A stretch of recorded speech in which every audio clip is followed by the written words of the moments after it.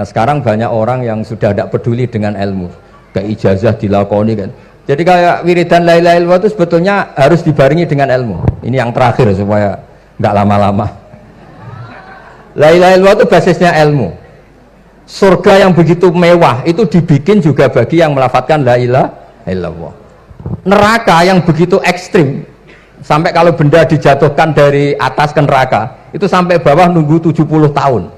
Bisa kamu bayangkan kalau kamu di dalam naiknya susah itu. Ini dijatuhkan ke neraka itu sampai bawah nunggu berapa? 70 tahun. Loh, neraka sebegitu ekstrim itu dibikin untuk yang menolak la ilaha illallah. Berarti kalimat ini kalimat spesial. Kalimat yang neraka dibikin ya atas nama itu yang menolak, surga dibikin juga atas nama itu yang menerima. Itu satu saktinya la ilaha illallah. Sakti kedua, orang kafir 70 tahun ngelafadzkan la ilaha illallah sekali langsung dihukumi mukmin. Yufar lahum ma qad salah. Kullil ladzina kafaru iyantahu yufar lahum ma qad salah. Orang yang melafadzkan la ilaha illallah Muhammadur Rasulullah itu dosa 70 tahun kafir itu hilang semua. Tapi gara-gara ada ilmu terus diumumkan tahlil dening Kiai Haji Niam mesti sing nguri wah sawi gue mesti gue. Padahal kalau kamu tahu ilmunya tadi ini kalimat yang luar biasa, kalimat yang bisa melebur dosa. Bahkan dalam madzhab Sadiliyah itu unik. Kalau kamu wiridan la ilaha illallah itu jangan istighfar dulu, istighfarnya belakangan. Alasannya Abdul Hasan As-Sadili itu fa'lam annahu la ilaha illallah wastaghfir li dzambik li hadil kalimah. Orang kafir 70 tahun dia istighfar 100 kali enggak akan dimaafkan Allah, tapi ngelafatkan la ilaha illallah langsung dimaafkan. Jadi orang bisa dimaafkan tuh barokahnya la ilaha illallah.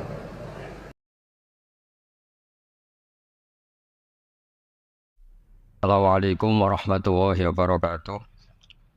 Waalaikumsalam warahmatullahi wabarakatuh. Bismillahirrahmanirrahim. Rabbi shrah li sadri wa yassir li amri wahlul 'uqdatam min lisani yafqahu qawli.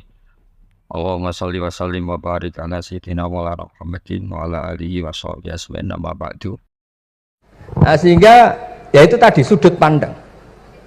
Makanya saya sering cerita dulu kalau Said Abdul Al-Haddad itu tanya, "Jong kowe ngaji sopo?" Ngaji si A. Kiaimu tahu nangis? Ndak. Ojo ngaji. Kiaimu ati atos, kiai kok ora iso nangis. Tapi kalau Abdul Hasan As-Sadili kebalikan, "Jong kowe ngaji sopo?" Ngaji si A. Kiaimu tahu guyu nak ngaji? Mboten nate. Ora usah ngaji wong ora iso syukur. Jadi nah itu yang akhirnya menjadi keseimbangan khaufau wa tama. Ada khauf, ada apa? Roja. Sehingga karena sudut pandang itu nggak bisa dihilangkan, sawalangnya nggak bisa dihilangkan. Ini yang sering diceritakan kisah itu kakaknya ini. Dulu Muhammad bin Hasan As-Syaibani, Imam Syafi'i itu lama sekali beliau jadi ulama top yang suka fikir. Dianggap fikir itu aman, ngeringankan hisab. Nggak jenengan fikir yang dihisab malaikat apanya kan? Kan nggak bisa ngisab jenengan, apa saja tidak punya. Punyanya problem. Nah setelah ngaji sama Imam Malik, Imam Syafi'i tanya, yang ilmunya setingkat jenengan siapa? Kata Imam Malik, sebetulnya Abu Hanifah, tapi orangnya sudah meninggal, tapi ada muridnya namanya Muhammad bin Hasan As-Syaibani. Kamu ke sana dari Madinah ke Irak, dulu tempatnya di Baghdad. Setelah di Irak, Muhammad bin Hasan As-Syaibani itu kalau ngitung uang tuh di meja, emasnya tuh banyak, uangnya banyak, dia hitung di meja, malah kaget. Saya ini gedeng kiai, kedunyan ini ketemu kiai, kedunyan. Ya karena Muhammad bin Hasan As-Syaibani itu wali, kamu tanya, kamu heran ya ada kiai kaya? Iya. Ya sudah, kekayaan ini kasihkan orang fasik, biar dipakai demenan, dipakai mabuk, dipakai ini. Terus, ya jangan, kalau kena orang fasik bahaya, jenengan saja. Semenjak itu Imam Syafi'i mulai rodok seneng duit. Jadi ada ceritanya, kok diangen-angen, nah terus keterusan umatnya kayak gini-gini itu. Jadi ini cerita nopo istihad apa? Cerita nopo istihad. Sama pangkat juga sama. Gue seneng nak wong soleh-soleh tidak ikut ngurus negara ini. Mau dikemanakan negara ini? Tapi ada yang berpikir, gue seneng nak wong soleh terkontaminasi. Ya sudah monggo. Sing ora payu jabat, nggih berpikir zuhud. Sing payu ya berpikir politik. Yang penting semuanya itu berdasar ilmu. Yang penting itu semuanya berdasar apa? Ilmu. Karena ilmu ini basis yang paling diridani Allah Subhanahu wa ta'ala. Masyhur itu di Ihya sering diceritakan Imam Ghazali, ana alim uhibbu kulla alim. Kata Allah, saya ini alim dan sangat mencintai orang alim. Karena orang alim ini yang tahu perspektif. Orang yang ngiranya, saya ulang lagi, yang ngiranya itu enggak ilmiah. Di depan orang alim itu sangat-sangat apa? Ilmiah. Yaitu tadi misalnya ada ayat wa min ayatihi manamukum billaili wan nahar. Masa iya tidur yang ngorok semua turunnya secara jelas kok jadi wamin ayatihi. Tanyakan ahli medis, sistem tubuh kita kalau nggak tidur itu kayak apa rusaknya? Dan toat pas-pasan ini satu-satunya solusi ya turu. Bengi ngempet kepen delok dangdut, delok dugem. Barang turu jebule esuk wis bar alhamdulillah. Cara melek iman kamu seberapa? Tarikan-tarikan maksiat posisi kamu terjaga bisa kalah kan? Tapi kalau tidur sukses kan tarkul maksiat. Nah, karena tidur itu sukses menghilangkan maksiat disebut wa min ayatihi manamukum billaili wan nahar. Sampai Imam Ghazali ngendikan di makalah itu sehingga nanti ibadahnya umat ini di akhir zaman an-naumu, ibadah terbaiknya itu tidur. Nah niku mulane maksud kula ngeten. Sampeyan anut jalur wong alim dia turu ya ibadah, tengok-tengok ya ibadah, jagongan nggih ibadah, gojol-gojolkan ambek kanca nggih napa? Ibadah. Karena ini semuanya kul bi fadlillah bi rahmati fa bidzalika napa? Falyafrahu. Tapi kalau kamu tidak punya basis ilmu, adanya suudzon. Kiai kok jagongan guyon sewengi kiai opo? Kiai kok turu sewengi ku kiai. Karena basisnya ada ilmu. Padahal jelas ketika Rasulullah bikin urutan kebaikan, pertama Nabi ngendikan kamu menolong orang. Jika tidak bisa, terakhir Nabi ngendikan takufu syarraka anin nas fa innaha shadaqatun minka ala nafsik. Tadi beliau juga cerita di nasihat Imam Mun, idza lam tuhsin fala tusi. Kalau tidak bisa berbuat baik, setidaknya kamu tidak berbuat jelek sama orang lain. Dan potongan ini paling gampang apa? Tidur kan? Wis sampeyan nak turu wis ra zina, ra maling, ra ngrasani wong wis ora tusi. Nah, dengan konstruksi usul fikih seperti itu kamu tahu kualitas ayat wa min ayatihi manamukum billaili wan nahar. Ya sama, ternyata makan itu yang menjaga nyawa, ternyata makan itu yang menjadikan syukur. Kalau kamu nggak percaya puasa, sama nak poso gedang goreng itu mewah, gedang goreng itu mewah, air satu teguk itu mewah. Makanya kalau lama dulu ada santri kepengen mangan enak, ya saya ingin mangan enak gini-gini caranya gimana, itu rumusnya ada sate, ada mie ayam, idamuhu alju. Kalau kamu ingin enak, lauknya itu lapar. Ya kita kalau puasa itu semuanya kan enak. Nah itu lagi-lagi basisnya itu ilmu. Nah sekarang banyak orang yang sudah tidak peduli dengan ilmu, ke ijazah dilakoni kan. Jadi kayak wiridan la ilaha illallah itu sebetulnya harus dibarengi dengan ilmu. Ini yang terakhir supaya nggak lama-lama. La ilaha illallah itu basisnya ilmu. Surga yang begitu mewah itu dibikin juga bagi yang melafadzkan la ilaha illallah. Neraka yang begitu ekstrim, sampai kalau benda dijatuhkan dari atas ke neraka itu sampai bawah nunggu 70 tahun. Bisa kamu bayangkan kalau kamu di dalam naiknya susah itu. Ini dijatuhkan ke neraka itu sampai bawah nunggu berapa? 70 tahun. Loh, neraka sebegitu ekstrim itu dibikin untuk yang menolak la ilaha. Berarti kalimat ini kalimat spesial. Kalimat yang neraka dibikin ya atas nama itu yang menolak, surga dibikin juga atas nama itu yang menerima. Itu satu saktinya la ilaha illallah. Sakti kedua, orang kafir 70 tahun ngelafatkan la ilaha illallah sekali langsung dihukumi mukmin. Yufar lahum ma qad salaf. Qul lil ladzina kafaru iyantahu yufar lahum ma qad salaf. Orang yang melafatkan la ilaha illallah Muhammadur Rasulullah itu dosa 70 tahun kafir itu hilang semua. Tapi gara-gara ada ilmu terus diumumkan tahlil dening Kiai Haji Niam mesti sing nguri wah sewi mesti. Padahal kalau kamu tahu ilmunya tadi ini kalimat yang luar biasa, kalimat yang bisa melebur dosa. Bahkan dalam madzhab Sadiliyah itu unik. Kalau kamu wiridan la ilaha illallah itu jangan istighfar dulu, istighfarnya belakangan. Alasannya Abdul Hasan As-Sadili itu fa'lam annahu la ilaha illallah wastaghfir li dzambik li hadil kalimah. Orang kafir 70 tahun dia istighfar 100 kali enggak akan dimaafkan Allah. Tapi ngafatkan la ilaha illallah langsung maafkan. Jadi orang bisa dimaafkan tuh barokahnya la ilaha illallah.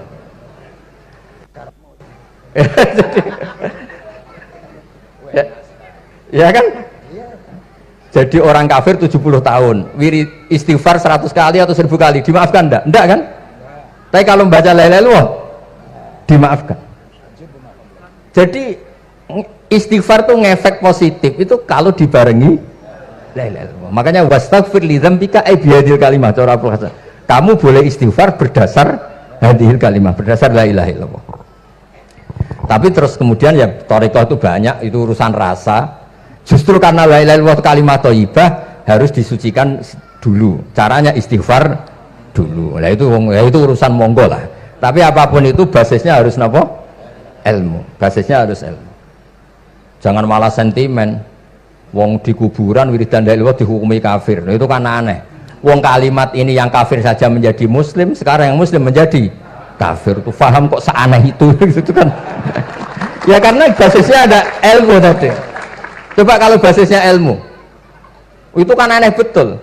Hadil kalimah kalimatun soro bihal kafiru musliman. Fakaifa sorol muslimu bidzalika kafiron. Ini kalimat yang kafir saja menjadi muslim. Masa dengan kalimat yang sama yang muslim menjadi aneh gak? Aneh. Jadi kalau suwon, pokoknya basis ilmu harus sekuat-kuat. Ini caranya gini nagih kiai kon sregep mulang aja politik terus ngoten. Tapi politik bagian dari ilmu, wis ra iso diterangno. Terus katanya niku ahlul ilmi dihormati, tapi nyatane dipeksa.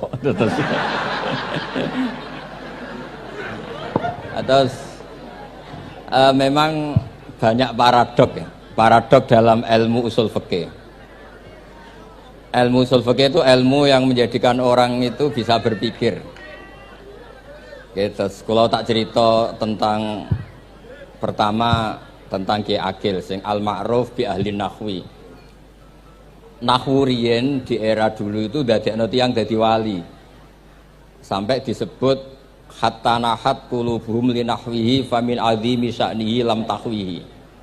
Terus orang-orang baik niku ketika wusul teng pangeran nyebut Allah la ilaha illallah mboten saged. Sagete namung nyebut dhamir sa'an niku hu. Akhirnya kathah toreko sing ha hu niku gara-gara ahli nahwu niku. Nah, disebut fa'uribat makna dhamiris sya'ni. Jadi ngelafatkan la ilaha illallah ndak bisa tapi hu bisa.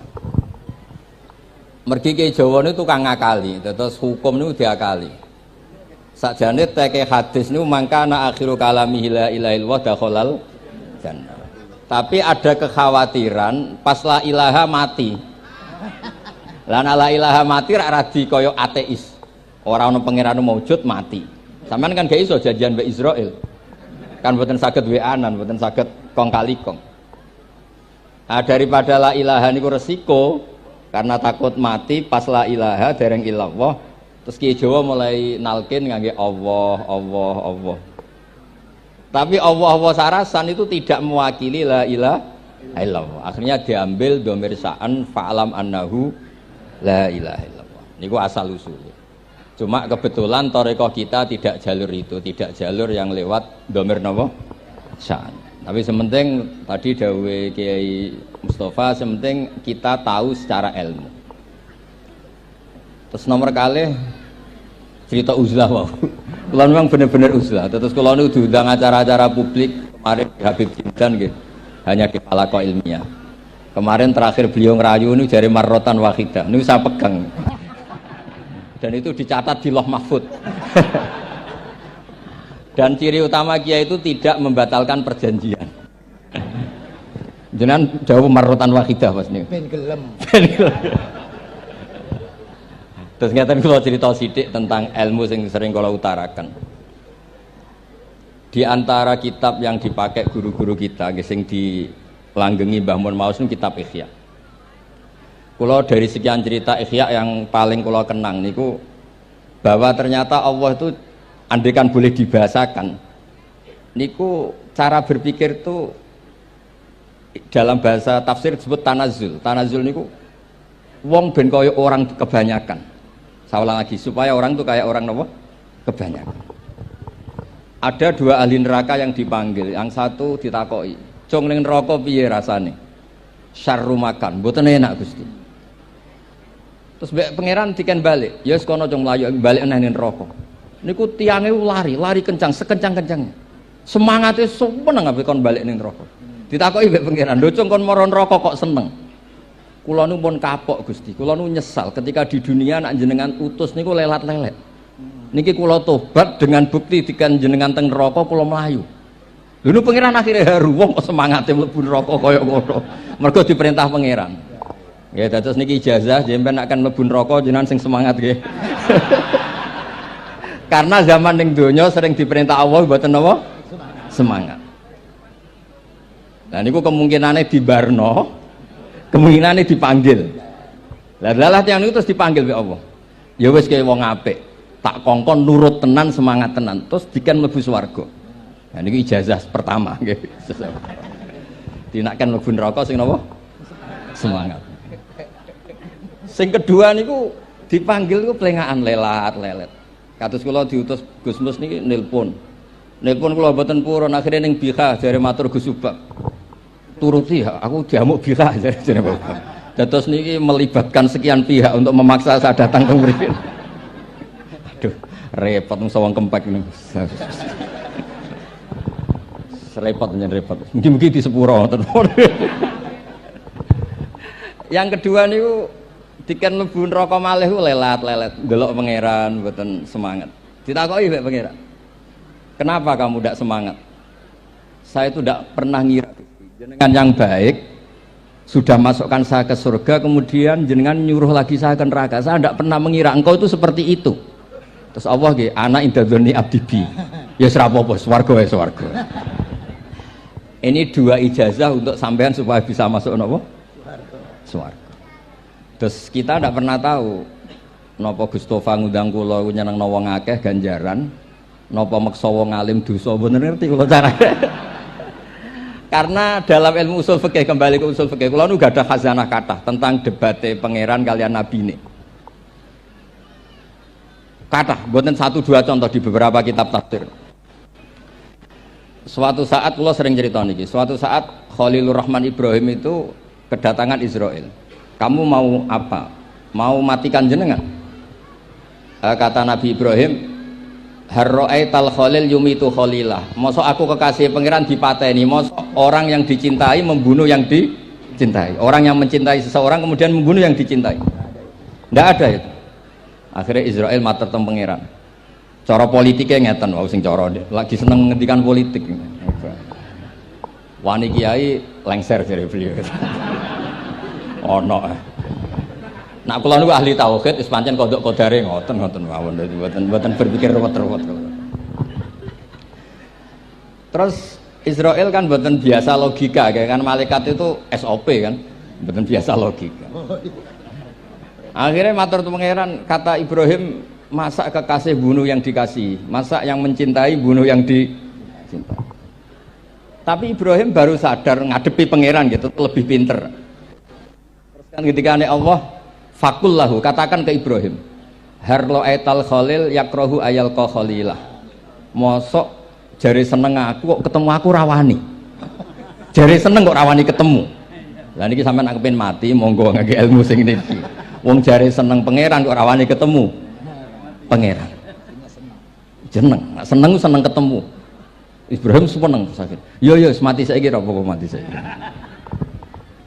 Terus kedua, niki cerita karena ini pondok ilmu. Orang harus biasa pakai logika usul fikih. Politik juga gitu. Nak kiai politik rawan kena syubhat. Tapi nak wong soleh ra oleh politik, kowe ridho dipimpin wong fasik-fasik kabeh. Ya, mboten ngerti, mboten bener dis pokoke ngoten. Yes, itu memang logika usul napa? Fikih. Logika usul napa? Fikih. Ketika Nabi Adam badhe didamel, niku materinya saking bumi. Pertama sing diutus Jibril. Jibril ambekan qabdotan minal ardi, segenggam bumi. Saya mau bikin Adam, materinya dari bumi. Setelah datang ke bumi mau ngambil ista'adzat billah. Maksudnya ista'adzat billah, a'udzu billahi minka, saya berlindung Allah dari kamu. Antasinani. Kalau ngarepe Gustofa dari ahli nahwu dados kula niki tak goleki tenan pancen syanahu mun mutaaddi bi nafsi. Mungkin nek dibuli ku antusinani kok panjang nanti cerita. Saya ndak ingin bagian dari saya diambil, kok aku bolong. Iku cara bumi itu sudah masalah. Terus akhirnya Jibril kembali, ya Allah, dia berlindung kepada engkau maka saya lindungi. Allah membenarkan Jibril, Mikail juga sama. Tapi ketika Israel, ini Israel itu masalah memang. Ketika disuruh ngambil bumi, buminya ista'adat billah, tetap diambil. A'udzu billahi minka antasinani. Saya berlindung Allah supaya kamu tidak melukai saya, menciderai saya dengan mengambil bagian dari saya. Kata Israel, wa a'udzu billah alla unaffidhu amroh. Saya juga a'udzu billah diperintah Allah kok tidak kasil. Kudu kasil. Lah saya tidak tahu yang benar istiadatnya Jibril apa istiadatnya Israel. Terus memang sudut pandang. Makanya dulu ketika banyak pondok putri itu kiai-kiai kuno dulu itu menentang. Alasannya nggih, nak bojone jelas khawatir kiainya kecobaan itu jelas. Tapi banyak kiai itu nggih khawatir tenan. Kecoba fitnatin nisa. Tapi ketika logikanya dibalik, apa kamu ridho para perempuan-perempuan muslimat itu tidak dapat pendidikan apa? Agama. Hanya karena orang soleh tidak punya nyali, tidak punya peduli mengajar. Tapi dia saged diwalik. Ustaz-ustaz sing imane pas-pasan niku kowe ridho nak kecoba. Sampeyan milih mana? Ridho kecoba apa ridho bodoh? Nah, logika-logika usul fikih ini yang kemudian dipakai Wali Songo. Dipakai Wali Songo kemudian membiarkan sekian tradisi yang insya Allah itu salah sebetulnya. Tapi tidak sebanding dengan asmane Allah Subhanahu wa taala. Misalnya begini. Ngene iki dirungokno mawon. Sampeyan ra paham mboten napa-napa. Sampeyan nak ra paham wis anggap ae tawadhu. Sepantese wong awam yo ora paham. Nak paham dadi kiai. Terus biasa mawon sampeyan nak ra paham aja tersiksa. Umpamane jenengan mboten kiai kok kon paham. Nah sampeyan pinter kados kula mestine ora ngrungokno, semangate hasud. Terus rivalitas mergo. Nah, cara Mbah Mun nak cerita ngoten, dhisik ke zaman bodoh iku angger kiai mbok cucup. Bareng padha kiai niku koyok saingan. Niku pun sunatullah ndak bisa dihindari niku pun sunatullah. Terus kembali lagi ya. Logika-logika usul fikih niku dipakai oleh Wali Songo. Ngeten ada cerita ini rungokno nonton. Itu sudah saya cek di beberapa riwayat termasuk di Musnad Imam Ahmad. Ada orang, ini bukti teorinya Wali Songo itu benar. Wonten tiyang gadah kesalahan. Niku dokumen kesalahan niku maddul basor sepanjang mata melihat. Wes ngoten jumlahnya 99 box. Kayak apa banyaknya? Per box maddul basor sepanjang mata nopo melihat. Ketika dia ditanya Allah itu kalau tanya demokratis. Adzolamat kakatabati, jangan-jangan malaikat saya sentimen, kalau kamu jelek ditulis, kalau baik enggak Gusti. Afalaka ujurun, jangan-jangan kamu saat salah itu punya alasan, enggak Gusti, ya memang salah. Tapi kata Allah, sudah kamu tenang saja, kamu punya ini. Itu hanya satu box, ya kira-kira kayak tempat jam tangan itu. Enggak, kamu punya ini, cukup ini. Terus malaikat tanya, ya Allah, apa artinya, apa ngefek itu kalau ditimbang dengan kejelekan sebanyak itu dengan satu box jam. Orang ini juga bilang, Gusti sudah ada usah ditimbang, nggak ngefek itu pasti kalah. Tapi setelah ditimbang menang yang satu box kecil tadi. Karena di situ ada la ilaha illallah Muhammadur Rasulullah. Jadi malaikat diancam sama Allah, kamu berani tidak mempertimbangkan nama saya?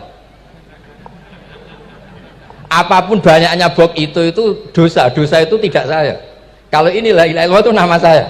Kamu berani tidak mempertimbangkan nama saya? Ya tidak berani Gusti, ya harus dimenangkan. Nah itu semalahnya kok pengajian ini ya ono ikhtilatur rijal wan nisa, tapi baru kayak ngaji di sepuro. Ya aja muni halal tapi ya aja muni terus gak ono faedahe. Di sepuro insyaallah. Karena kalau nuruti harus steril halal itu kayaknya tidak bisa. Terus di situ ditutup fala yaskulu ma'asmillahi ta'ala syai'un. Dibanding asmane Allah Ta'ala sesuatu itu tidak ada nilainya, pasti menang Allah Ta'ala. Sehingga banyak ulama ngendikan kowe nak berdosa, bersalah maca iki-iki. Dan kalau Anda dosa misalnya catatannya satu box, terus di bawah ada astagfirullah, malaikat ditanya sama Allah, kamu berani tidak mempertimbangkan nama saya disebut di situ? Nah, saya ini ribuan orang yang ngundang, saya berani mengabaikan. Bareng ana wong ngaku mbah, ya mbah tenan wae. Ya terus ngoten, kowe wani gak mempertimbangkan Gustofa sing mantune Mbah Maimun. Ya. Semoga cara pandang malaikat nanti seperti itu. Tapi nanti kalau malaikat cara pandang, mbah kok tukang maksa putu. Itu mbah model opo. Nah, saya ini sudah ngalah satu kali. Berikutnya logika kedua yang insya Allah terbangun di kalangan malaikat, yaitu mbah ora oleh maksa napa? Putu. Ning dinggon mbah yang baik putune dolanan di barno. Ini ora. Putu lagi asik-asik dolanan. Rene. Kon nyapu. Nah, itu udah jenis mbah yang baik. Nah, ini pentingnya ngaji. Kalau nate ditanya sama seorang dosen, Gus, masa iya Quran yang katanya mutu semutu-mutunya, kemudian ada ayat kulu washrobu, mosok urusan mangan, gak usah disuruh orang juga makan. Terus kualitasnya kulu washrobu itu di mana? Terus kalau jawab, terus sorokan yang penting wopo, rapat utawa seminar. Ndak ada rapat, ndak ada seminar itu kamu ndak mati, tapi kalau nggak makan itu mati. Penting mana? Ya penting makan. Lah iya, jadi orang itu lupa kalau sesuatu yang seserius itu karena menjaga nyawa, yaitu makan. Terus karena makan tuh hal yang murah dianggap biasa, itu bahaya. Sehingga sebetulnya yang kita bisa jadi wali lewat hal-hal keseharian tidak bisa jadi wali karena tadi. Saya punya hadis, ini mudah sekali untuk Anda jadi wali. Bahkan di atas wali lah. Inna woha ta'ala layar do anil abdi. Pakai inna masih pakai lam taukid. Inna woha layar do anil abdi ayyakulal aklata fayahmadahu alaiha. Au yasroba syarba fayahmadahu alaiha. Allah itu sangat ridho. Ada orang makan satu asupan kemudian dia muji Allah. Loh, orang tidak punya alpat itu tidak mati, tidak punya tanah ribuan hektar itu tidak mati. Tapi kalau nggak makan sesuap nasi, mati. Penting mana? Penting makan. Tapi gara-gara kamu tamak untuk syukur nunggu punya alpat, untuk syukur nunggu punya tanah banyak. Anda ini bodoh. Mau syukur saja syaratnya kok banyak. Jadi sebetulnya kalau kita mau jadi wali itu cukup setiap makan itu kamu syukur. Fayahmadahu alaiha. Au yasroba syarba fayahmadahu alaiha. Makanya wali-wali dulu kalau didik raja yang sedang berkuasa itu ditanya, kamu raja besar, punya pengaruh besar, andaikan kamu di padang pasir dan kemudian Anda tidak mendapatkan air sama sekali, apakah kamu menggantikan kerajaan kamu demi beli satu seteguk air? Iya, akan saya beli karena saya kalau tidak minum mati. La tafroh bimulkin la yusawi jar'atama'in. Kamu jangan bangga dengan sistem kekuasaan yang tidak senilai dengan seteguk air. Orang nggak jadi raja itu nggak mati, tapi kalau nggak minum mati. Terus akhirnya dosen itu tahu, wah berarti kulu wasrobu itu luar biasa, Gus. Ya, sangat luar biasa. Makan dan minum itu luar biasa. Makanya terus ada kiai mertamu mangan. Kalau tadi baru datang kon mangan, di sini ya ada mangan. Ya saya anggap aja itu proses jadi wali, ngoten Pak. Jadi segampang itu jadi wali. Nah kemudian gara-gara torekoh terus jadi wali ku repot kon maca 10.000 wiridan kon opo. Kesuwen nih cara-cara kesuwen. Karena ini partai enggak torekoh tadi. Dulu abahnya Mbah Maimun Mbah Zubair itu kalau disuruh wiridan lama-lama itu enggak mau. Sementing diridani pangeran, maca kok akeh-akeh. Nah, itu partainya partai ahlul ilmi. Ya partainya partai ahlul apa? Nah kemudian karena saya ini nekuni tafsir ya, itu saya kepengen ya, menggerakkan supaya ilmu Quran itu menarik. Caranya apa? Cari sisi ekstrimnya. Kalau bolak-balik, kenapa sih orang nggak janggal itu udah iskal. Quran itu kan kalamu Allah. Saya lagi Quran itu kalamu Allah. Masa iya Allah yang Tuhan kemudian ngendikan iya kana butuh iya kanas tai. Kepadamu aku menyembah. Masa Allah ngendikan gitu pada kekasihnya Nabi Muhammad? Padahal Allah itu al-ma'bud bukan abid. Allah yang disembah bukan yang menyembah. semua ahli tafsir, saya bukan bilang sebagian, semua ahli tafsir pasti ngendikan begini. Wa yuqaddaru qabla qaulihi ta'ala iyyaka na'budu qulu. Sebelum iyyaka na'budu itu ada kata yang disimpan yaitu qulu.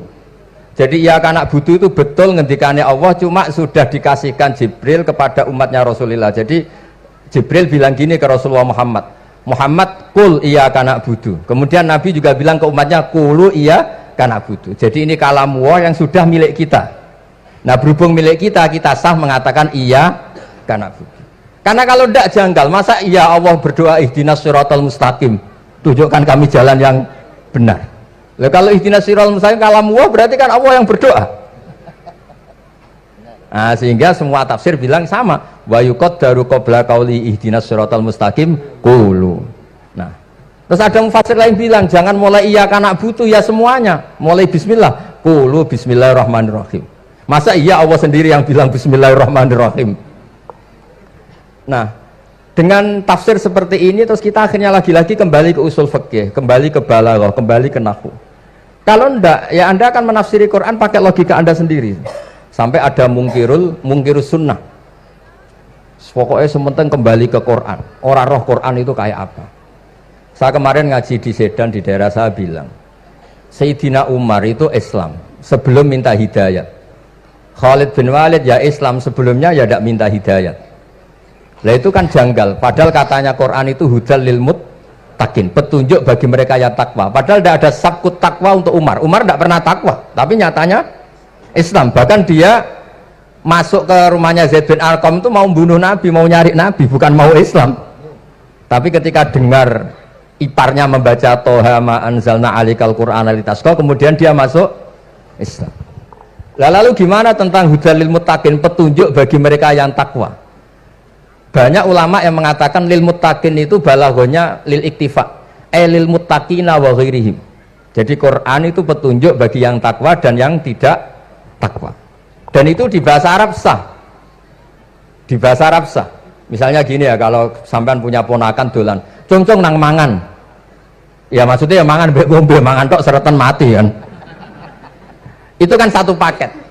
Sarobila taqikumul harra wal barda. Pakaian yang melindungi dari panas, di situ nggak disebut wal barda, tapi artinya juga wal barda. Karena kalau tidak diartikan lil iktifa, nanti Quran itu memberi petunjuk bagi yang sudah muttaqin, corong doang nguyai segoro, wis takwa kok.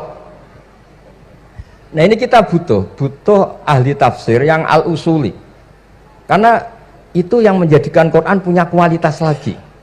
Seolah lagi punya kualitas lagi. Kalau ndak, Quran tuh kayak biasa-biasa saja, kayak tadi kulu wasrobu kayak dan seterusnya dan seterusnya. Jadi kalau suwun barokahnya hormat sama orang alim kados Ki Akil, Ki Siras dan tenaga keluarga mriki. Orang menghidupkan logika ilmu lagi.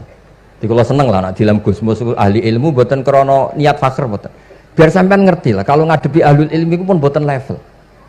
Ahlul ilmi itu kalau punya logika itu tidak bisa dibantah.